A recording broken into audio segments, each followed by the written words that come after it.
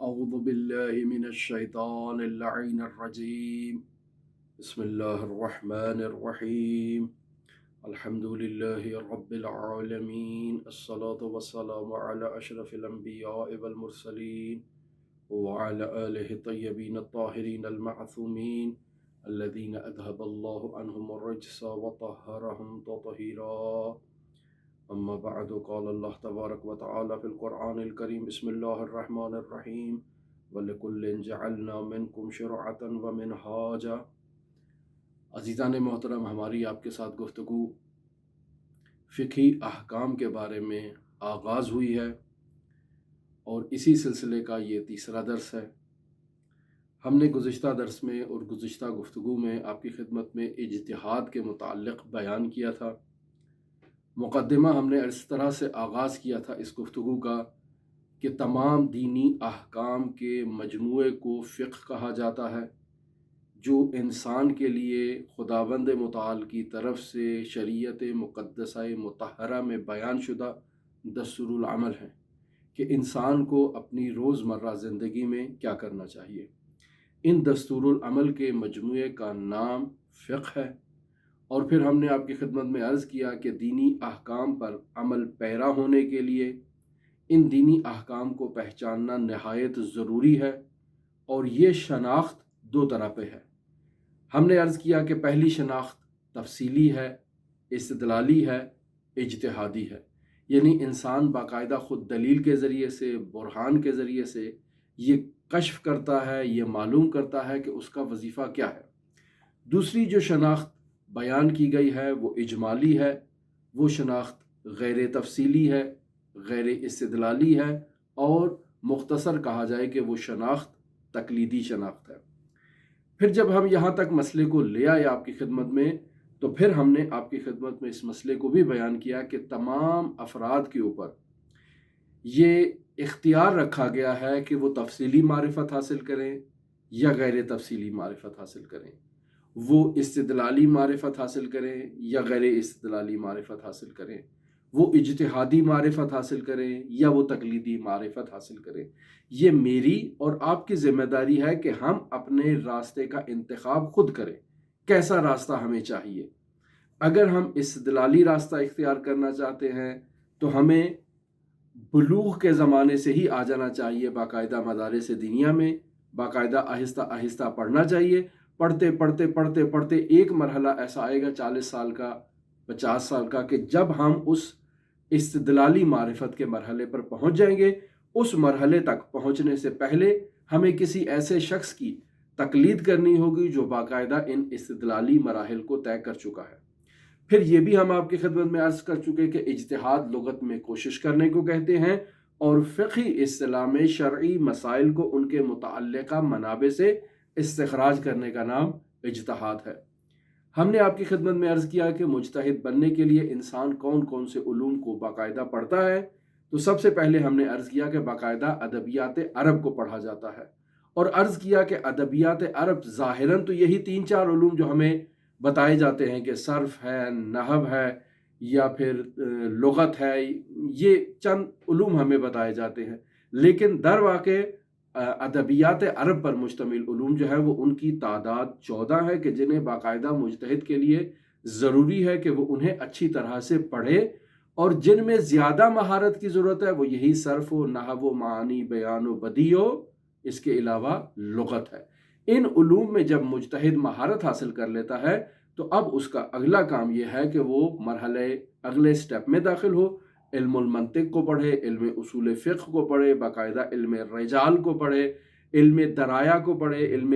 تفسیر کو پڑھے، علوم قرآن کو پڑھے، اور اس کے علاوہ عربی محاورات سے متعلق جو علوم ہیں ان کو پڑھے، اجماع اور شہرت کے بارے میں جانتا ہو، اہل سنت کے فتاوی کے بارے میں جانتا ہو۔ یہ ساتھ ساتھ جو وہ پڑھ رہا ہے تو ان کے ساتھ وہ فقہی کتابوں کو بھی پڑھے گا۔ مثلا فقہی کتابوں میں مختلف کتابیں ہیں جو حوزہائے علمیہ میں پڑھائی جاتی ہیں، ان کتابوں کو پڑھے گا، کچھ کتابوں کو ان کے ساتھ مطالعہ میں رکھے گا، احادیث کی کتابوں کو پڑھے گا، اور پھر آہستہ آہستہ اجتہاد کی وہ منازل میں داخل ہونے کے لیے استنباط کرے گا، یعنی شروع سے ہی پریکٹس کرنا شروع کرے گا۔ یہ بالکل ایک ڈرائیونگ کی طرح ہے، جس قدر انسان کو مہارت ہوگی اس قدر وہ اچھے انداز میں ڈرائیونگ کر سکتا ہے۔ باقاعدہ ملکہ حاصل کرنے کے لیے، انسان کو پختگی حاصل کرنے کے لیے، قدرت حاصل کرنے کے لیے کہ وہ خطا کا شکار نہ ہو، اس کو مزید جس قدر پریکٹس کر سکے وہ اس کے لیے ضروری ہے، اور اس کے لیے بہتر ہے کہ وہ پریکٹس کرے۔ یہ ہماری تمام گفتگو تھی جو ہم آپ کے ساتھ گزشتہ اپنے درس میں بیان کر چکے۔ آج ہم آپ کو 3 مسئلے بیان کریں گے اور ان 3 مسئلوں سے متعلق کچھ گفتگو کریں گے۔ پہلا مسئلہ یہ ہے کہ جیسا کہ ہم نے پہلے بیان کیا کہ ہمیں یہ اختیار دیا گیا ہے کہ ہم تفصیلی معرفت حاصل کریں احکام کی یا غیر تفصیلی معرفت حاصل کریں، ہم اجتہاد کریں یا ہم تقلید کریں۔ یہ ہمیں اختیار ہے، ہمیں اختیار سونپا گیا ہے۔ کسی نے کسی کو مجبور نہیں کیا کہ تمہارا کام صرف اور صرف تقلید کرنا ہے، تم اجتہاد نہیں کر سکتے۔ یہ ہماری کمزرفی ہے، یہ ہماری کمزوری ہے، یہ ہماری جو ہے وہ عدم توان ہے کہ ہم اس دنیا کے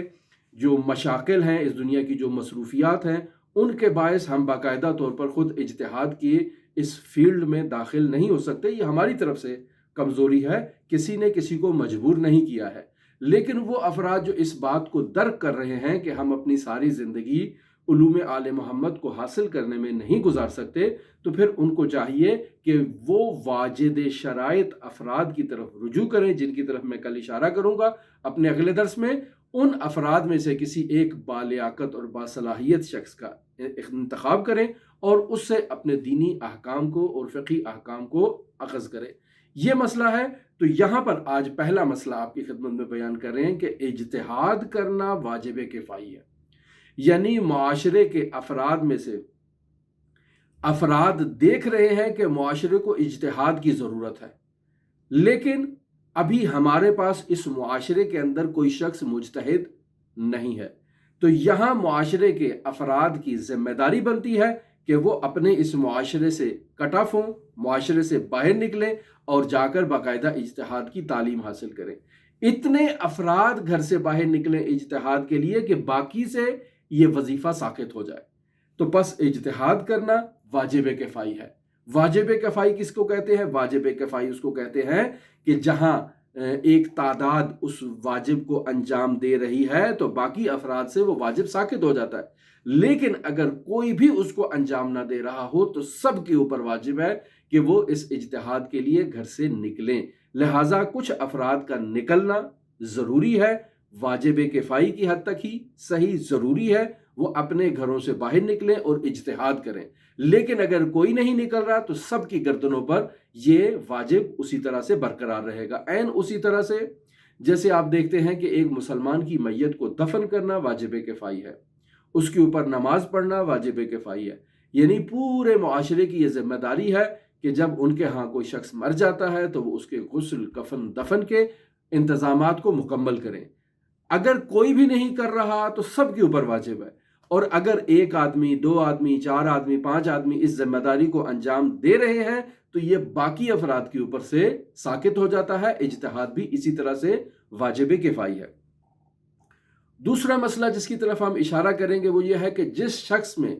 فتویٰ دینے کی صلاحیت نہیں ہے اس کے لیے فتویٰ دینا حرام ہے۔ مثلا میں مجتہد نہیں ہوں، مجھے نہیں معلوم کہ حضرت صادق آل محمد کی کیا احادیث ہیں وضو کے بارے میں، مجھے نہیں معلوم کہ حضرت صادق آل محمد کی روزے کے بارے میں کیا احادیث ہیں، مجھے نہیں معلوم کہ حضرت صادق آل محمد نے نماز کی تیسری اور چوتھی رکعت کے درمیان شک پڑنے کی صورت میں کیا حکم فرمایا ہے۔ لیکن چونکہ مجھے نہیں معلوم، میں سید ہوں، معاشرے کا کوئی شخص آ کر مجھ سے پوچھتا ہے کہ اے سید، اے بزرگوار، اے مولانا ہمیں بتائیے کہ اس میں اب ہم کیا کریں، تو مجھے چونکہ مسئلہ معلوم نہیں ہے، شرم محسوس کرتا ہوں کہ کسی کتاب کو اٹھاؤں فوراً فتویٰ دے دیتا ہوں کہ آپ کا یہ حکم ہے۔ یہ حرام ہے، گناہ ہے، حضرات معصومین علیہ الصلوۃ والسلام کے ساتھ خیانت ہے۔ کسی کو یہ حق حاصل نہیں ہے کہ وہ اپنی جیب سے دین بنا کر لوگوں کو پیش کرنا شروع کرے۔ لہٰذا یا تو باقاعدہ مرد بنے اور آ کر حوزہائے علمیہ میں تعلیم حاصل کریں، یا پھر کسی مجتہد کی، کسی مرد کی تقلید کریں جس نے اپنی ساری زندگی ان کاموں میں صرف کر رکھی ہے، اور وہ آپ کو بتا رہا ہے کہ صادق آل محمد کی احادیث کے مطابق شکیات نماز میں یہ حکم ہے، روزے کے مسائل اس طرح سے ہیں، زکوٰۃ کے مسائل اس طرح سے ہیں، خمس کے مسائل اس طرح سے ہیں۔ تو بس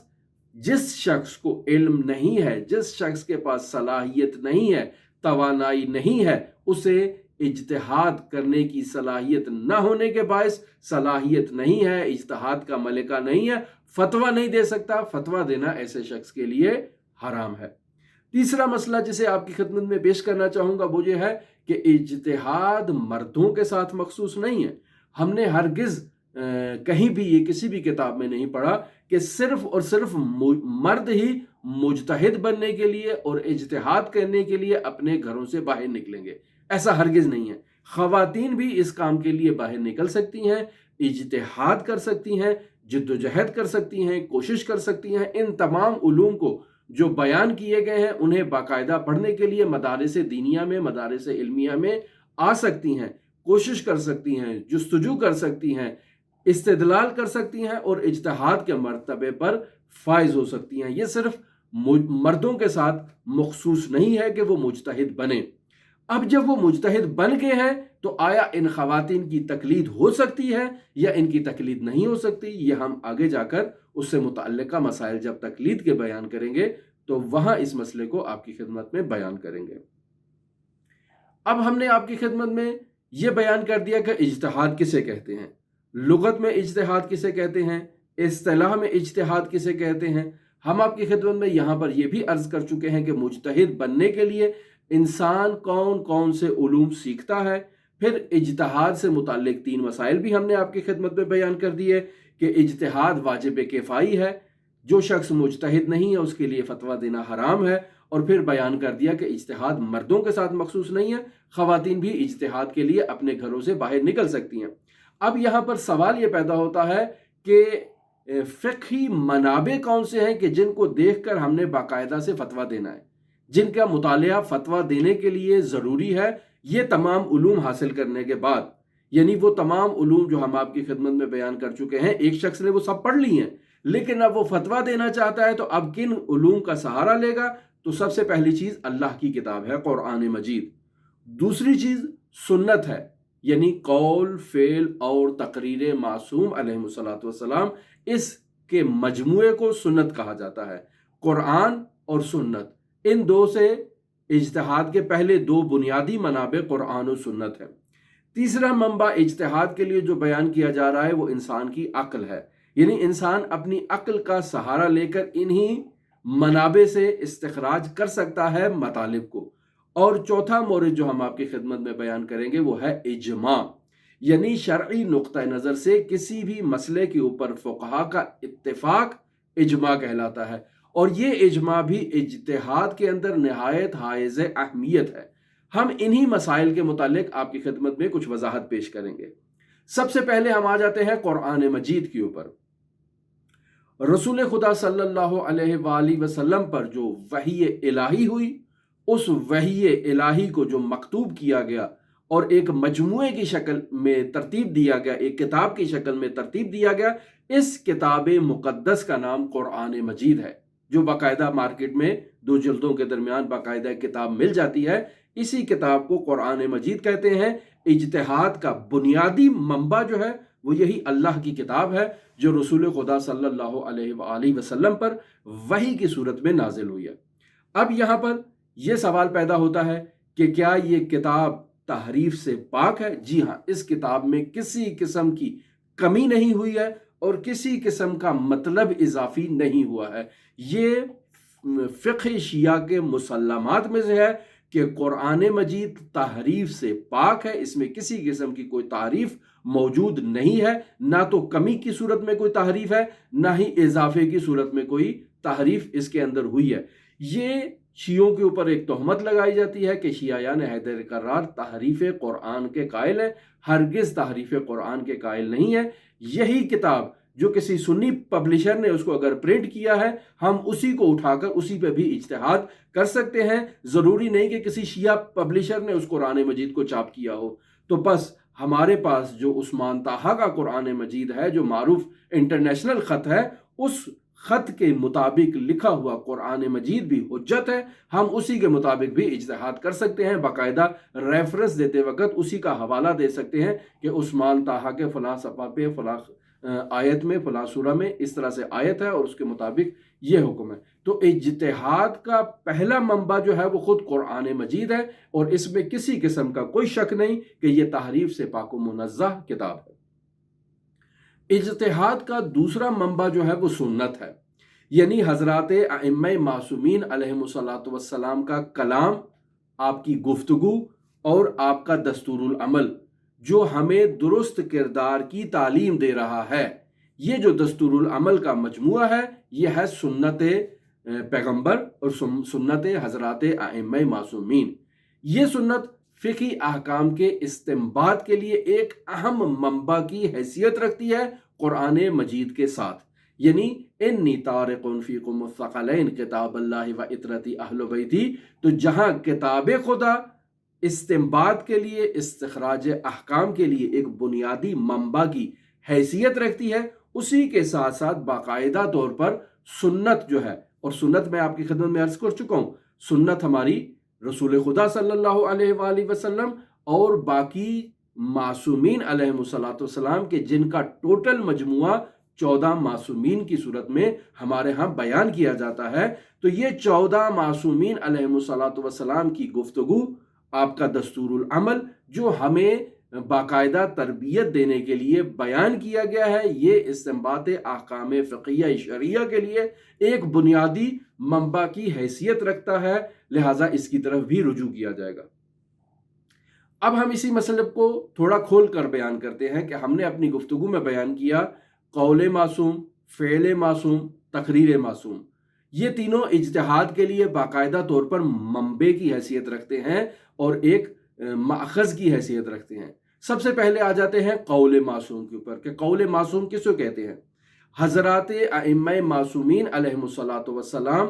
ہر قسم کی خطا اور غلطی سے معصوم ہے، یہ ہمارا عقیدہ ہے، یعنی وہ کسی قسم کی غلطی نہیں کرتے، معصوم عن الخطا ہے، لہٰذا ان کا کردار بھی ان کے کلام کی طرح حجت ہے، یعنی یہ جو میں آپ کے ساتھ گفتگو کر رہا ہوں نا، یہ میری زبان سے جاری ہونے والے الفاظ ہیں، یہ الفاظ اگر مکتوب کر دیے جائیں تو یہ روایات معصومین علیہ الصلوۃ والسلام اگر لسان معصوم سے جاری ہوئے ہیں تو روایات معصوم ہیں۔ ہم ابھی روایات معصوم کی گفتگو نہیں کر رہے، ہم عمل معصوم کی گفتگو کر رہے ہیں، یعنی میں نے دیکھا امام جعفر صادق علیہ آلاف و تحیت و ثنا وضو فرما رہے تھے اور انہوں نے وضو میں کیسے وضو کیا، یہ میرا دیکھنا، ان کا فعل انجام دینا، یہ میرا فعل، ان کو جو فعل انجام دیتے ہوئے میں دیکھ رہا ہوں، یہ حجت ہے، اور میرے لیے یہ کافی ہے کہ میں نے امام صادق آل محمد کو اس طرح سے وضو کرتے ہوئے دیکھا ہے، لہٰذا فعل معصوم باقاعدہ طور پر ایک معیار بن سکتا ہے، اور اس معیار کے مطابق جو ہے وہ ہم فتویٰ دے سکتے ہیں۔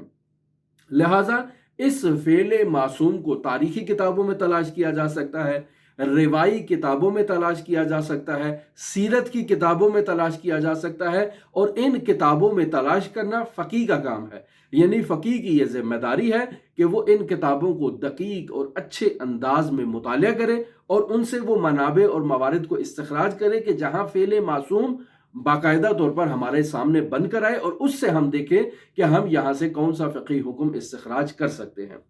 دوسرا مورد جو آ جاتا ہے وہ تقریر معصوم ہے۔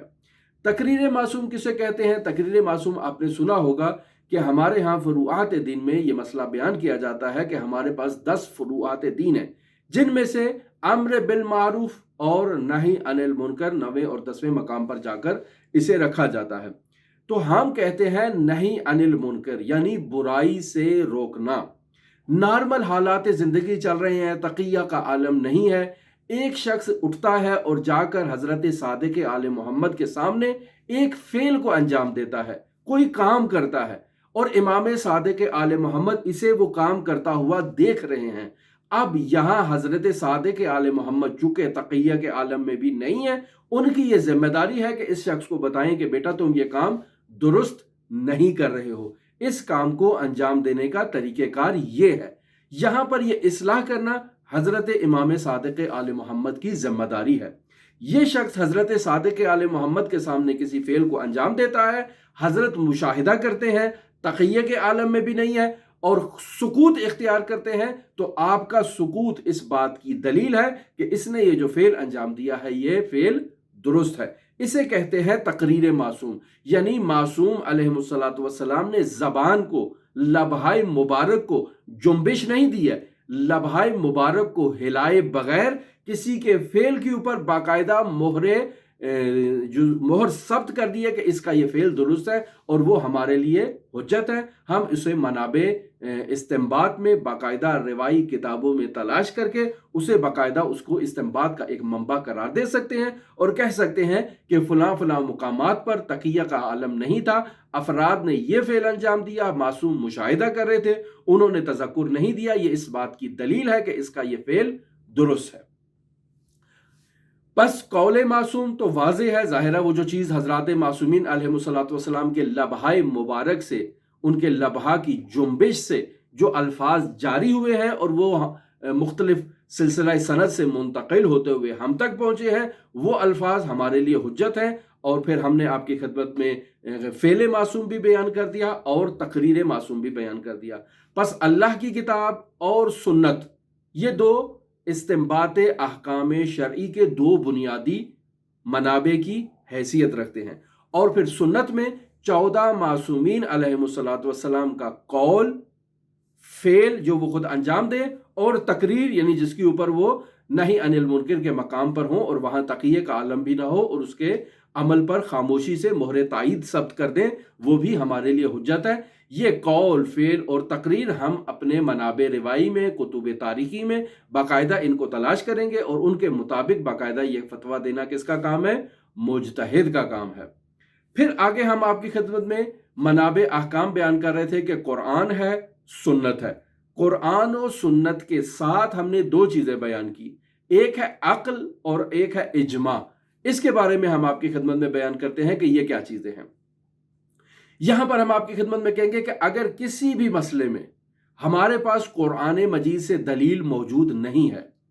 ہمارے پاس سنت سے دلیل موجود نہیں ہے، یعنی قرآن نے اس کے بارے میں کچھ نہیں کہا، سنت نے اس کے بارے میں کچھ نہیں کہا، اب جب موجود نہیں ہے تو جس چیز پر انسان کی عقل حکم دیتی ہے یا شیعہ فقہا اس مسئلے کے اوپر اتفاق کر لیتے ہیں، تو اس اتفاق سے ہمیں حضرت معصوم علیہ السلام کی رضامندی بھی ظاہر ہو جاتی ہے۔ تو اس عقل کو بھی کہتے ہیں کہ یہ منبع اجتہاد ہے، اور یہ اجماع بھی اجتہاد کے منابع میں ایک معیار کے طور پر استعمال ہوتا ہے اور اس کے مطابق فتویٰ دیا جا سکتا ہے۔ مثلا آپ دیکھیں بہت سے ایسے مسائل ہیں کہ جو آج کے دور میں مثلا آ رہے ہیں، موجودہ دور میں ہے، ان کا نہ تو قرآن مجید میں کوئی ذکر ہے، نہ ہی سنت معصومین علیہ السلام میں اس کا کوئی ذکر موجود ہے۔ اب جب ان کا ذکر موجود نہیں ہے تو اب ان کے بارے میں ہم کیا فتویٰ دیں گے؟ تو یہاں پر آپ دیکھیں کہ فقہا کی کتابوں میں بہت سے ایسے فتاویٰ آپ کو مل جائیں گے کہ جو اس جدید دور سے متعلق ہیں، جنہیں فقہی اصطلاح میں مسائل مستحدثہ کہا جاتا ہے، یعنی جدید مسائل، روز مسائل، جدید دور کے مسائل۔ ان جدید دور کے مسائل میں ہم دیکھیں گے کہ فقی کی عقل کیا کہہ رہی ہے۔ فقی نے بالاخرہ اپنی تمام زندگی 50 سال دین کو پڑھنے میں لگائی ہے، تو اب جب مسئلہ پیش آیا ہے ہم فقی کے پاس لے کر جائیں گے تو وہ اپنی 20، 25، 30، 50 سالہ زندگی، تعلیمی زندگی سے اس مسئلے کو دیکھے گا تو اس کی عقل جہاں اس کو منتہی کر رہی ہے کہ یہاں پر قرآن و سنت کی تعلیمات کا نچوڑ اس طرح سے ہونا چاہیے کہ اس مسئلے کو اس طرح سے حل کرنا چاہیے، تو جو وہ اپنی عقل سے یعنی ان تمام تعلیمات کے بیک کی بنیاد پر جو وہ حکم دے گا وہ فقہی حکم درست ہوگا۔ اور اجماع میں اجماع یہ ہوتا ہے کہ ہم تمام فقہا کو دیکھتے ہیں کہ انہوں نے اس مسئلے کے بارے میں کیا حکم دیا ہے اور کیا فتویٰ دیا ہے۔ یہ تمام فقہا ایک مسئلے پر اتفاق کر گئے ہیں، تو ان کے اس اتفاق سے ہمارے لیے یہ کشف ہوتا ہے کہ یہاں پر امام کی رضامندی بھی ان کے ساتھ شامل ہے۔ اگر امام کی رضامندی شامل نہ ہوتی تو کوئی ایک اختلاف امام ضرور اس کے اندر ملتقل کر دیتے، القاء کر دیتے، اور اس اختلاف سے یہ اجماع نہ رہتا۔ تو اس سے چونکہ امام کی رضامندی ہمارے لیے ظاہر ہو رہی ہے تو یہ اجماع بھی ہمارے لیے حجت ہے۔ اسے ہم منابع احکام میں، استنباط احکام شرعیہ کے منابع میں باقاعدہ طور پر ذکر کر سکتے ہیں، بیان کر سکتے ہیں۔ ہماری اجتہاد کی گفتگو آپ کے ساتھ کمپلیٹ ہو گئی۔ اب ہم اجتہاد کے موضوع پر آپ کے ساتھ گفتگو نہیں کریں گے، آئندہ ہماری گفتگو آپ کے ساتھ تقلید کے موضوع پر ہوگی۔ اپنی اس گفتگو کے آخر میں ہمیں کہا گیا کہ کچھ سوال بھی آپ کی خدمت میں پیش کیے جائیں اور آپ سے پوچھے جائیں کہ آپ ہماری اس گفتگو سے کیا سمجھے ہیں۔ مثلا ہم آپ کی خدمت میں پہلا سوال یہ دیتے ہیں کہ علم فقہ اور علم اصول فقہ میں کیا فرق ہے؟ یعنی ہم اپنی گفتگو میں بیان کر چکے ہیں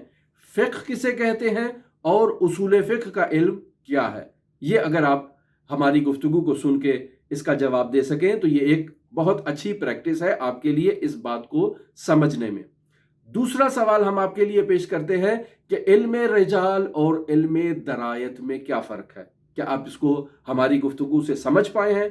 تیسرا سوال ہم آپ کی خدمت میں اس طرح سے پیش کرتے ہیں کہ فقہی منابع کیا ہیں؟ یعنی استنباط احکام شرعیہ کے لیے فقہی منابع کیا ہیں جنہیں ہم نے آپ کی خدمت میں بیان کیا ہے۔ اور آخری سوال ہم آپ سے یہ کرتے ہیں کہ تقریر معصوم کسے کہا جاتا ہے؟ یہ اگر آپ اس سوال کا ہماری گفتگو کو سننے کے بعد جواب نکال سکیں تو یقینی بات ہے کہ آپ نے ہماری گفتگو کو نہایت غور سے سنا ہے۔ ہماری گفتگو اگلی آپ کے ساتھ تقلید کے موضوع پر ہوگی۔ اگر آپ کو ہماری گفتگو سے یہ مسائل سمجھ آ رہے ہیں تو آپ ہماری گفتگو کو آئندہ بھی سن سکتے ہیں۔ اللہم صلی علی محمد و آل محمد وعجل فرج قائم آل محمد۔